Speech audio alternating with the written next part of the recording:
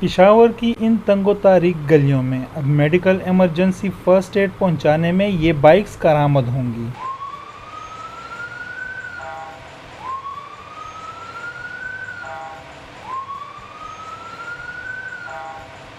Rescue 1122 की इस motorcycle को इमरजेंसी मेडिकल टेक्नीशियंस ऑपरेट करेंगे, जो किसी भी रोड बंजिश या अंदरूनी शहर के इलाकों जो तंग गलियां हैं उसमें जाके खिदमात फराहम करेंगे। रेस्क्यू 112 ने मेडिकल इमरजेंसी के साजो सामान से लैस इन खसूसी मोटर बाइक्स को मुतारिफ कर दिया। बाइक पर मेडिकल बाइक जो अभी आई है पेशावर में, उसमें हमारे पास बीपी सेट होता है, शुगर लेवल चेक कराने के लिए वो हमारे पास ग्लूकोमीटर होता है,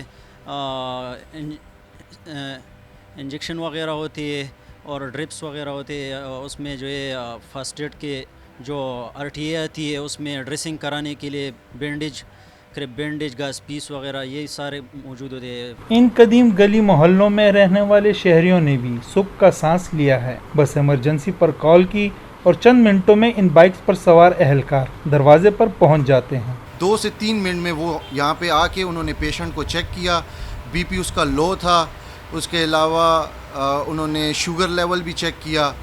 तो मेरे ख्याल से ज़बरदस्त, वेल डन 1122 बहुत अच्छा इक़दाम है।